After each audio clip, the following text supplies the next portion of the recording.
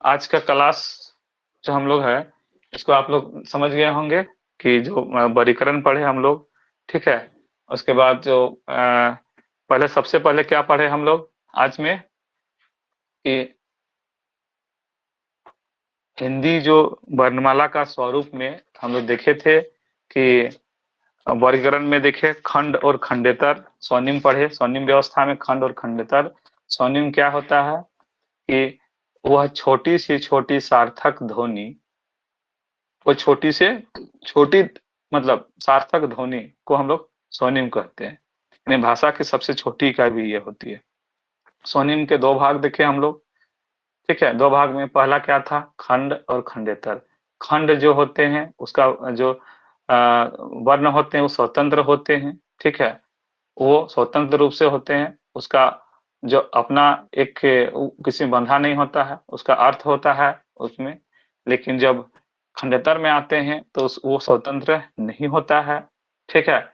इसके अंतर्गत हम लोग देखे हैं बलाघात, बलाघात और अनुतान, और एक क्या था, बलाघात अनुतान, और क्या पढ़े जी, बलाघात अनुतान, नासिकीकरण। नासिकीकरण। हाँ नासिकीकरण। इस कारण से इसका बदल होता है, ये देखिए। फिर हम लोग उसके बाद पढ़े वर्णों का वर्गीकरण। हिंदी जो है उसका वर्गीकरण का आधार तीन है, उच्चारण के आधार पे, कंपन के आधार पे, और आवाज का जो प्रवाह के आधार पे, ठीक है। इसका वर्गीकरण हम लोग देखते हैं। तो जब वर्गीकरण देखते हैं इसमें से प्रवाह सॉरी उच्चारण के आधार पे हम लोग देखिए तो उसमें से हम लोग देखिए कंठ, तालु, मूर्धा, दंत, ओष्ठ जो स्वतंत्री हैं, उसके आधार पे हम लोग इसका वर्गीकरण किए। वर्गीकरण के उसमें से कंठ जो है, कंठ में जो वर्गीकरण आता है तो क वर्ग आता है, इसके अलावा अ, आ और ह, ये सब हम लोग कंठ वर्ग में आता है।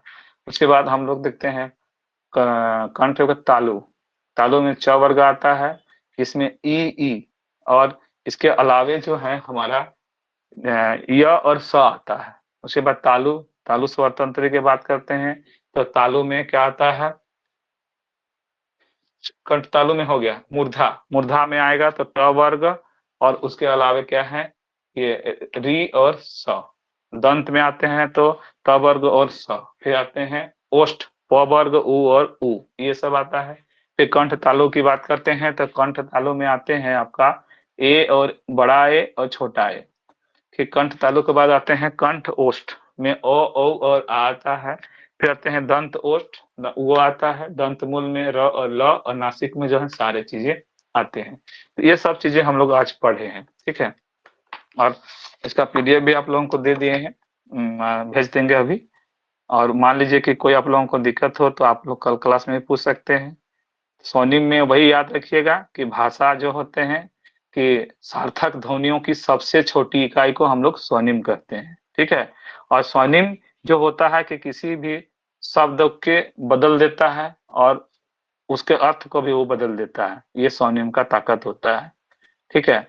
उसके बाद हम लोग देखे हैं खंड, जिसका उच्चारण स्वतंत्र रूप से होता है और जिसका अपना स्वतंत्र अर्थ भी होता है, स्वतंत्र सत्ता भी होता है, उसको बोलेंगे हम लोग खंड। लेकिन खंडेतर में क्या होगा, ये ध्वन्यात्मक या स्वनिम संबंधित लक्षण किसी शब्द या वाक्य के स्वनिम के आधार पर जुड़कर उसके अर्थ में प्रभावित करता है, बदल भी सकता है, उसको हम लोग बोलते हैं। जैसे में इसमें हम लोग देखते हैं बालाघात, बालाघात के अंत बालाघात से भी हम लोग का शब्द का अर्थ बदल जाता है। अनुतान और नासिकन, बालाघात में ये पढ़े कि किसी भी शब्द में किसी एक अक्षर में ज्यादा जोर देना बालाघात कहलाता है, और इसमें भी कुछ अर्थ में परिवर्तन होने की क्षमता होती है। अनुतान में क्या होता है, लय उतार चढ़ाव जो हम लोग बात करते हैं उसके कारण भी अर्थ का प्रभाव आदर्श बदल जाता है। सुनने वाला का, जो सुनने वाला है उसके अर्थ में उसको भिन्नता प्रतीक होती है। नासिकीकरण में क्या होता है, तो इसमें भी हम लोग देखते हैं कि नासिक से अगर नाक से उसको उच्चारण कर देते हैं तो उसमें भी अर्थ बदलता है, और जो सुनने वाला होता है उसको अर्थ में भिन्नता प्रकट होती है। ये सब हम लोग आज पढ़े हैं। कल फिर से हम लोग देखेंगे कि स्वर वर्ण और व्यंजन वर्ण का वर्गीकरण, उसको हम लोग देखेंगे।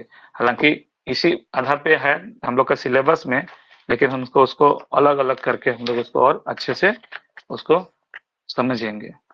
उसके बाद हम लोग का हिंदी शब्द रचना, मतलब शब्द व्यवस्था पढ़ना है।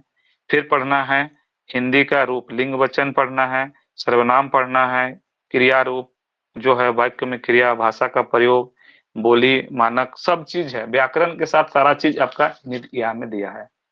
चलिए ठीक है, कल हम लोग फिर मिलते हैं।